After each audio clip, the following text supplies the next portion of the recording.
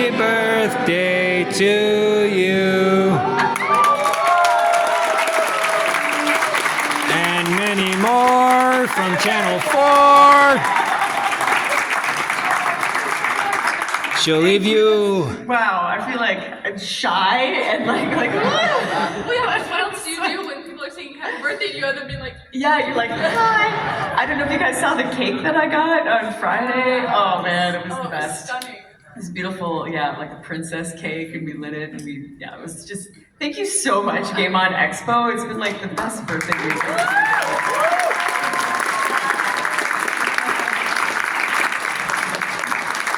Oh, that's awesome. Can you hear me?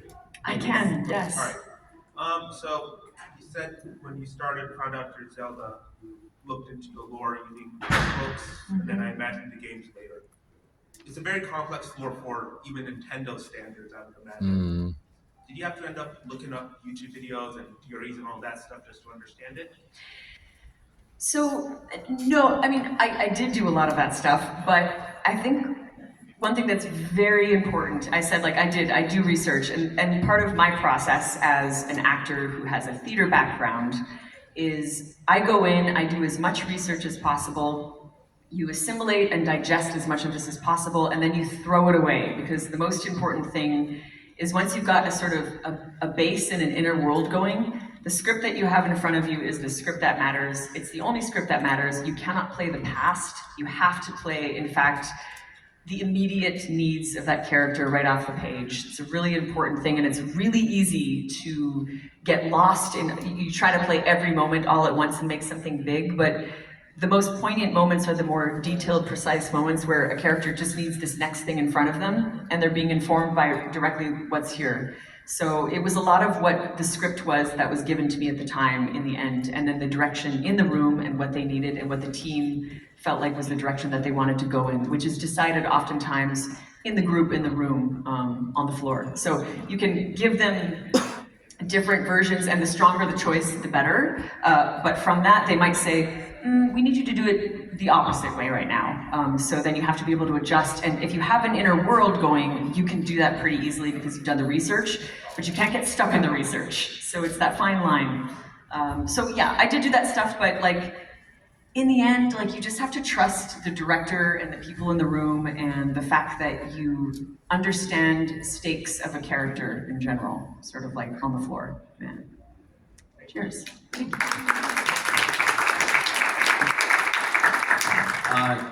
Hi, can you hear me? I can, yeah. All right. You sound great. Nice shirt, by the way.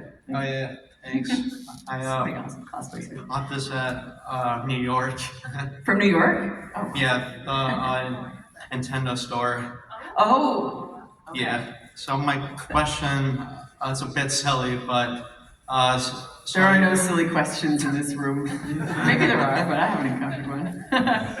Okay, so with you being the voice of a Nintendo princess, I was curious if you ever met or worked with the voice of Princess Peach at all. That's a good I've question. met her, but I've never worked with her. No, that'd be nice to. Gosh, now I'm like blanking on her name. This is horrible.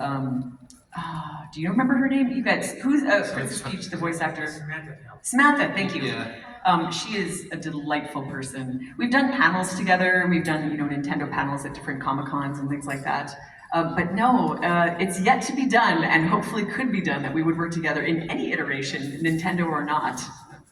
Yeah, I totally played that. All right, thank you. My pleasure. Hi. Hello. Of the supporting cast for any of the Zelda games, what would you say would be your favorite character? I did say Urbosa because she is actually, True. yes, That is true. she is my favorite. I like the random Korok friends that come to visit me. They're a constant delight. I want to say my least favorite is Ganon. I love hate him, like that sort of thing. Supporting cast. It's so funny because part of my experience of the characters is the voice actors behind them too. I think of characters, The dog that you can't pet.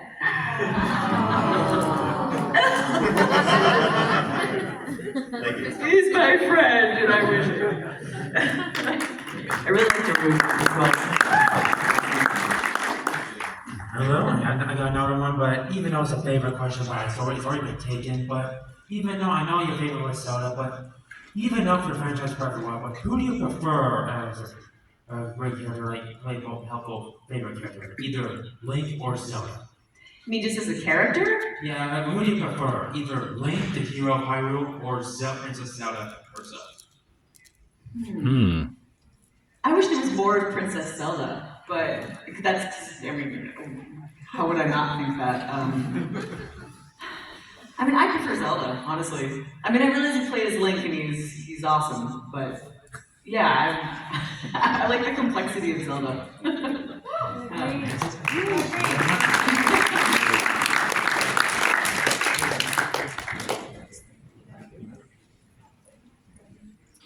A dangerous question.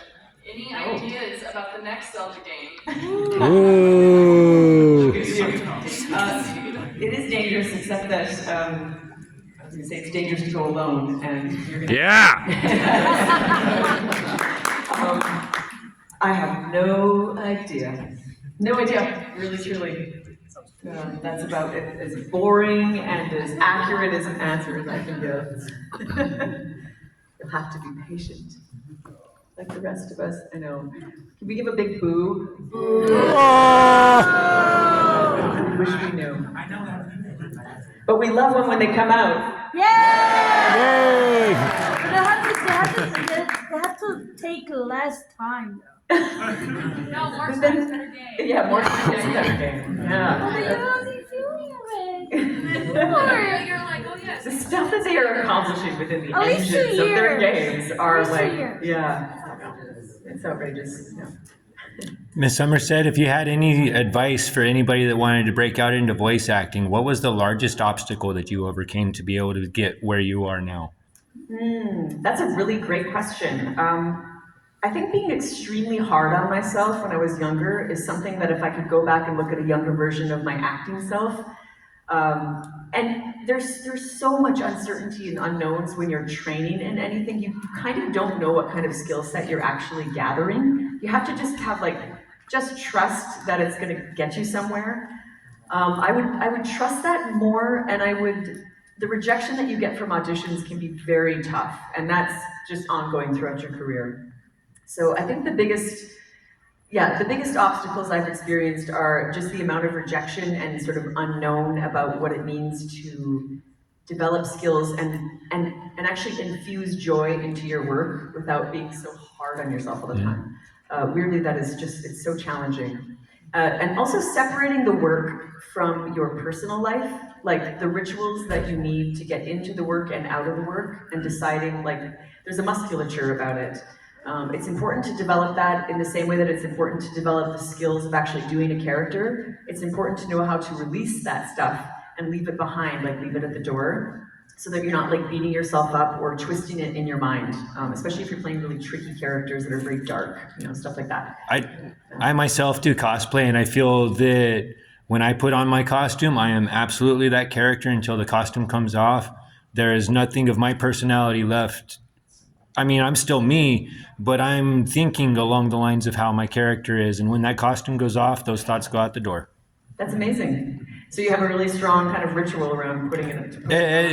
I'm donning on the character. I'm putting on the skin of that character. And when I take it off, I feel that we relate on that. But and I would say be attentive to what characters you decide to put on yourself. Absolutely. Thank you, ma'am. My pleasure.